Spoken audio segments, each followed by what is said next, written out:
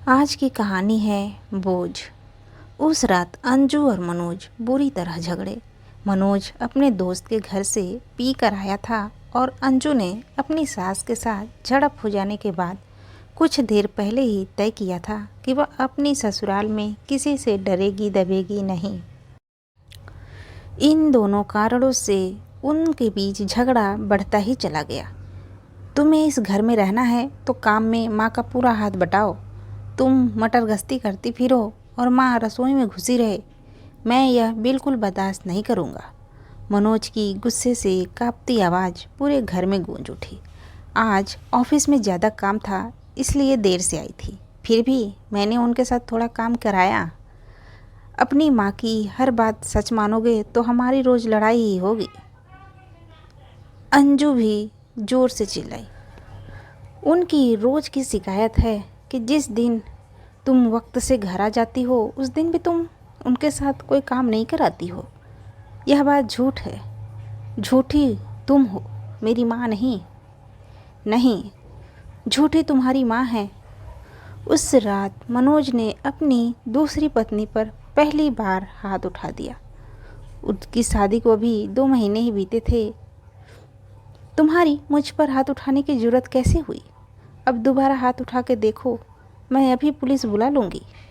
उसकी चिल्लाकर ढाई गई धमकी को सुनकर राजनाथ और आरती अपने बहू बेटे को शांत कराने के लिए उनके कमरे में आए। गुस्से से काँप रही अंजू ने अपनी सास को जली कटी बातें सुनाने में कोई कसर नहीं छोड़ी। जवाब में आरती कुछ देर ही चुप रही, फिर वह भी ईंट का जवाब पत्थर से देते हुए उससे भिड़ गई। मुझे नहीं रहना है इस नर्क में। मैं कल सुबह ही अपने मायके जा रही हूँ।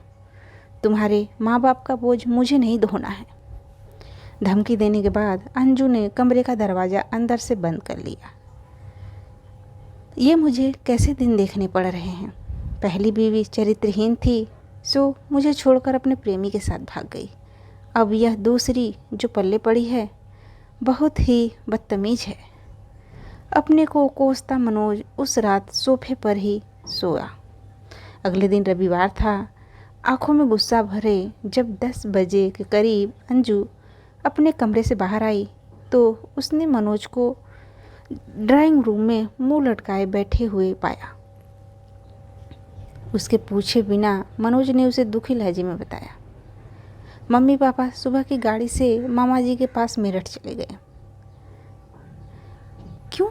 चाय बनाने रसोई में जा रही अंजू ने ठिठक कर पूछा। उनके जाने का कारण समझना क्या मुश्किल है? मुझे ज़बरदस्ती कसूरवार मत ठहराओ प्लीज़। तुम्हारी माताजी ने मुझे एक की 4 सुनाई थी। वो दोनों बीमार रहते हैं। घर से दूर जाकर उनकी कैसी भी दुर्गति हो तुम्हारी बला से। जब आज मैं ही घर छोड़कर जाने वाली थी तो तुमने उन्हें रोका क्यों नहीं? मैंने बहुत कोशिश करी पर पापा नहीं माने। वे कब तक लौटेंगे? अंजू ने पूछा। कुछ बताकर नहीं गए हैं। मनोज ने थके हारे अंदाज में अपना चेहरा हथेलियों से रगड़ा तो अंजू भी कुछ उदास सी हो गई। दोनों दिन भर सुस्त ही रहे, पर शाम को उनका बाजार घुमाने का कार्यक्रम बन गया। पहले उन्होंने कुछ खरीदारी करी और फिर खाना भी बाहर ही खाया। उस रात अंजू को जी भर के प्यार करते हुए मनोज को एक बार भी अपने माता पिता का ध्यान नहीं आया। अगले 2-3 दिन उनके बीच झगड़ा नहीं हुआ। फिर एक दिन ऑफिस से अंजू देर से लौटी तो मनोज उससे उलझ पड़ा। दोनों के बीच काफ़ी तू मैं हुई पर जल्द ही सुलह भी हो गई। तब दोनों के मन में यह विचार एक साथ उभरे कि अगर आरती घर में मौजूद रही तो यकीनन झगड़ा लंबा खींचता। मनोज लगभग रोज़ ही अपने माता पिता से फ़ोन पर बात कर लेता। अंजू ने उनसे पूरा हफ्ता बीत जाने के बाद बात करी थी। उसने उन दोनों का हालचाल तो पूछ लिया पर उनके वापस घर आने की चर्चा नहीं की। देखो, शायद अगले हफ्ते वापस लौट आए। मनोज जब भी उनके घर लौटने की बात उठाता तो राजनाथ उसे यही जवाब देते। जब उन्हें मेरठ गए 1 महीना बीत गया तो अंजू और मनोज के मन की बेचैनी बढ़ने लगी। पड़ोसी और रिश्तेदार जब भी मिलते तो आरती और राजनाथ के लौटने के बारे में ढेर सारे सवाल पूछते। तब उन्हें कोई झूठा कारण बताना पड़ता और यह बात उन्हें अजीब से अपराध बोध का शिकार बना देती थी। लोगों के परेशान करने वाले सवालों से बचने के लिए तब दोनों ने मेरठ जाकर उन्हें वापस लाने का फैसला कर लिया। अब वहाँ पहुंचकर उनसे बहस में मत उलझना। उन्हें मनाने को अगर सॉरी बोलना पड़े तो बोल देंगे। उनको साथ रखना हमारी जिम्मेदारी है, मामा जी या किसी और की नहीं। यही बात मनोज सारे रास्ते अंजू को समझाता रहा।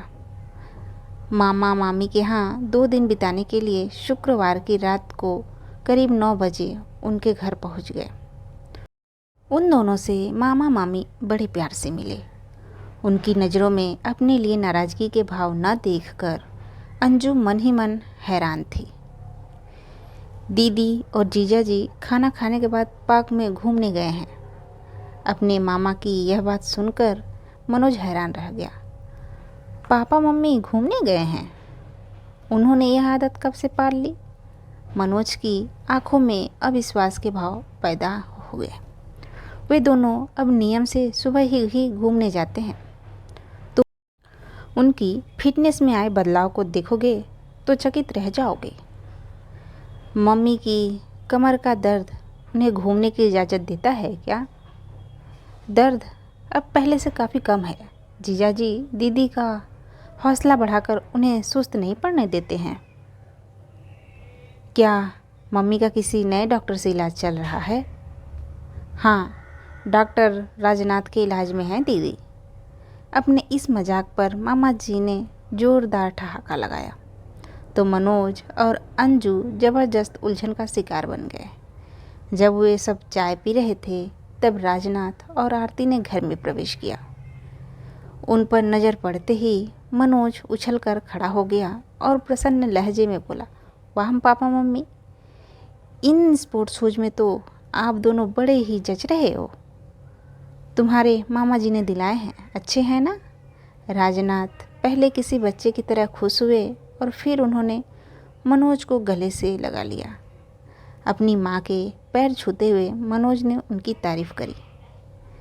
ये बड़ी खुशी की बात है कि कमर का दर्द कम हो जाने से अब तुम्हें चलने में ज़्यादा दिक्कत नहीं आ रही है। चेहरे पर भी चमक है। मामा जी के यहाँ लगता है खूब माल उड़ा रहे हैं। मेरी यह शुगर की बीमारी कहाँ मुझे माल खाने देती है। तुम दोनों कैसे हो? आने की खबर क्यों नहीं दी? अपने बेटे बहू को आशीर्वाद देते हुए आरती की पलकें नम हो उठी। तुम दोनों को भूख लग रही होगी, बोलो क्या खाओगे? बड़े उत्साहित अंदाज में अपनी हथेलियां आपस में रगड़ते हुए राजनाथ ने अपने बेटे बहू से पूछा। ज़्यादा भूख नहीं है, इसलिए बाजार से कुछ हल्का फुल्का ले आते हैं, कहकर मनोज अपने पिता के साथ जाने को उठ खड़ा हुआ। बाजार से क्यों कुछ लाना है? आलू मटर की सब्जी रखी है, मैं फटाफट पराठे तैयार कर देती हूँ, कह मामी रसोई में जाने को उठ खड़ी हुई। भाभी, आज आप अपने इस शिष्य को काम करने की आज्ञा दो। रहस्यमयी अंदाज में मुस्कुराकर राजनाथ ने अपनी सरहज का हाथ पकड़कर वापस सोफे पर बैठा दिया। क्या पराठे आप बनाएंगे? मनोज का मुंह आश्चर्य से खुला का खुला रह गया। पिछले दिनों तुम्हारी मामी से कुछ कुकिंग सीखी है मैंने। बस 15 मिनट से ज़्यादा समय नहीं लगेगा खाना लगाने में। तुम दोनों तब तक फ्रेश हो जाओ। अपने बेटे का गाल प्यार से थपथपाने के बाद राजनाथ सीटी बजाते हुए रसोई की तरफ चल पड़े। राजनाथ ने क्या क्या बनाना सीख लिया है, इसकी जानकारी उन दोनों को देते हुए आरती और मामा मामी की आंखें खुशी से चमक उठी। मटर पनीर, कोफ्ते, बैगन का भरता, भरवा भिंडी, पापा ये सब बना सकते हैं? मुझे विश्वास नहीं हो रहा है। कैसे हुआ यह चमत्कार? मनोज सचमुच बहुत हैरान नज़र आ रहा था, क्योंकि राजनाथ को तो पहले चाय भी ढंग से बनानी नहीं आती थी। अरे जीजा जी आजकल बड़े मॉडर्न हो गए हैं। कहते हैं कि आज के समय में हर इंसान को घर और बाहर के सारे काम करने आने चाहिए। किसी पर आश्रित होकर बोझ बन जाना नरक में जीने जैसा है। अपने इस नए आदर्श वाक्य को वे दिन में कई बार हम सबको सुनाते हैं। इस उम्र में कोई इतना ज़्यादा बदल सकता है, यह सचमुच हैरान करने वाली बात है। मामा जी की इस बात का पूरा अर्थ मनोज को अगले 2 दिनों में समझ आया।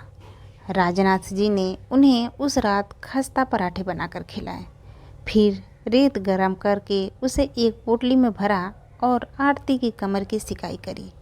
वे पहले बहुत कम बोलते थे, पर अब उनकी हंसी से कमरा बार बार गूंज उठता था। अगले दिन सबको बेटी उन्होंने ही पिलाई। इससे पहले वे और आरती घंटा भर पास के पार्क में घूम आए थे। नाश्ते में ब्रेड पकौड़े मामी जी ने बनाए, पर सबको गर्मा गर्म पकौड़े खिलाने का काम उन्होंने बड़े उत्साह से किया। आरती ने पूरे घर में झाड़ू लगाया और डस्टिंग का काम राजनाथ जी ने किया। फिर नहा धोकर वे लाइब्रेरी में अखबार पढ़ने चले गए। मनोज और अंजू उनकी चुस्ती फुर्ती देखकर बार बार हैरान उठते। ऐसा प्रतीत होता जैसे उनमें जीने का उत्साह कूट कूट कर भर गया हो। शाम को वे सब बाजार घूमने गए। चाट खाने की शौकीन अंजू को राजनाथ जी ने एक मशहूर दुकान से चाट खिलाई। बाद में आइसक्रीम भी खाई। वापस आने पर किसी को ज़्यादा भूख नहीं थी, इसलिए पुलाव बनाने का कार्यक्रम बना। आरती और मामी जी यह काम करना चाहती थीं, लेकिन राजनाथ जी ने किसी की न चलने दी और रसोई में अकेले घुस गए। उन्होंने बहुत स्वादिष्ट पुलाव बनाया। सबके मुंह से अपनी तारीफ सुनकर वे फूले नहीं समा रहे थे। काफ़ी थके होने के बावजूद उन्होंने सोने से पहले आरती के कमर की सिकाई करने के बाद मुंह लगाने में कोई आलस नहीं दिखाया। रविवार की सुबह मामी जी ने सबको सांभर डोसे का नाश्ता कराया। राजनाथ जी उनकी बगल में खड़े होकर डोसा बनाने की विधि बड़े ध्यान से देखते रहे। सबने इतना ज़्यादा खाया कि लंच करने की भी ज़रूरत ही न रहे। कुछ देर आराम करने के बाद मनोज ने दिल्ली लौटने की तैयारी शुरू कर दी। पापा मम्मी, आप दोनों भी अपना सामान पैक करना शुरू कर दीजिए। यहाँ से 2 बजे तक निकलना है, ठीक रहेगा? लेट हो गए तो शाम के ट्रैफिक में फंस जाएंगे। मनोज की यह बात सुनकर राजनाथ जी एकदम गंभीर हो गए, तो आरती बेचैन अंदाज में उनकी शक्ल ताकने लगी। इन्हें अभी कुछ और दिन यही रहने दो मनोज बेटा। मामा जी भी सहज नज़र नहीं आ रहे थे। मामा जी, ये दोनों 1 महीना तो रह लिए हैं यहाँ, इनका अगला चक्कर मैं जल्दी लगवा दूंगा। मनोज ने मुस्कुराते हुए जवाब दिया। राजनाथ ने एक बार अपना गला साफ करने के बाद मनोज से कहा, हम अभी नहीं चल रहे हैं। मनोज, क्यों? क्या आप अब भी हमसे नाराज़ हैं? मनोज एकदम से चिढ़ उठा। मेरी बात समझ बेटे, हमारे कारण तेरे घर में क्लेश हो हम यह बिल्कुल नहीं चाहते हैं। राजनाथ असहज नजर आने लगे। इस तरह के झगड़े घर में चलते रहते हैं पापा। इनके कारण आप दोनों का घर छोड़ देना समझदारी की बात नहीं है। तेरी माँ की बहू से नहीं बनती है। किसी दिन लड़ झगड़ कर मंजू घर छोड़े, इससे बेहतर है कि हम तुम दोनों को अकेले रहने दें। हमें अकेले नहीं बल्कि आप दोनों के साथ रहना है। अब आप पिछली बातें भुलाकर सामान बांधना शुरू कर दो। अंजू, तुम क्यों कुछ नहीं बोल रही हो? मनोज ने उन दोनों पर दबाव बनाने के लिए अपनी पत्नी से सहायता मांगी। आप दोनों हमारे साथ चलिए प्लीज़, अंजू ने धीमी आवाज़ में अपने ससुर से प्रार्थना करी। राजनाथ जी कुछ पलों की खामोशी के बाद बोले, तुम दोनों जोर डालोगे तो हम वापस चल पड़ेंगे, पर पहले मैं कुछ कहना चाहता हूँ। क्या? यह कहना सुनना घर पहुंचकर नहीं हो सकता है पापा? अभी मैंने तुम्हारे साथ वापस चलने का फैसला नहीं किया है मनोज। वापस तो मैं आप दोनों को ले ही जाऊंगा। हमसे क्या कहना चाहते हो आप? तब राजनाथ जी ने भावुक स्वर में बोलना शुरू किया। बहू, तुम भी मेरी बात ध्यान से सुनो। उस रात मनोज से लड़ते हुए गुस्से में तुमने हमें बोझ बताया था। तुम्हारी उस शिकायत को दूर करने के लिए मैंने खाना बनाना, घर साफ रखना और मशीन में कपड़े धोना सीख लिया है। तुम्हारी सास से ज़्यादा काम नहीं होता, पर मैं तुम्हारा हाथ बटाने लायक हो गया हूँ। तुम्हारी सास का भी गुस्सा तेज है। मैंने यहाँ आकर इसे बहुत समझाया है। इसने मुझसे वादा किया है कि यह तुम्हारे साथ अपना व्यवहार बदल लेगी। उस रात मनोज से झगड़ते हुए जब तुमने घर छोड़कर मायके चले जाने की धमकी दी तो मैं अंदर तक काँप उठा था। उसी रात मैंने यह फैसला कर लिया था कि घर में सुख शांति बनाए रखने को अगर कोई घर छोड़ेगा तो वे तुम्हारी सास और मैं होंगे, तुम नहीं। बहू, मनोज को अपनी पहली पत्नी से तलाक आसानी से नहीं मिला था। जिन दिनों केस चल रहा था, हम शर्मिंदगी के मारे लोगों से नज़र नहीं मिला पाते थे। उनके सवालों के जवाब देने से बचने के लिए हमने घर से निकलना तक बिल्कुल कम कर दिया था। वकीलों और पुलिस वालों ने हमें बहुत सताया था। वैसा खराब वक्त मेरी ज़िंदगी में फिर से आ सकता है, ऐसी कल्पना भी मेरी रूह कँपा देती है। तभी मैं कह रहा हूँ कि तुम दोनों हमें साथ ले जाने की जिद ना करो। अगर तुम दोनों के बीच कभी अलगाव हुआ और मुझे वैसी शर्मिंदगी का बोझ एक बार फिर से ढोना पड़ा तो मैं जीते जी मर जाऊंगा। पापा, आप अपने आंसू पोंछ लो प्लीज़। मैं वादा करती हूँ कि घर छोड़कर जाने की बात मेरे मुंह से कभी नहीं निकलेगी। अपने ससुर के मन की पीड़ा को दूर करने के लिए अंजू ने भरे गले से तुरंत उन्हें विश्वास दिलाया और मैंने आज से शराब छोड़ दी। मनोज के इस फैसले को सुन राजनाथ जी ने भाव विभोर होकर उसे गले से लगा लिया। आरती, तुम पैकिंग शुरू करो और मैं इस खुशी के मौके पर सबका मुंह हलवे से मीठा कराता हूँ। बहुत खुश नज़र आ रहे राजनाथ जी ने अपने बहू बेटे के सिर पर हाथ रखकर आशीर्वाद दिया और फिर रसोई की तरफ चले गए।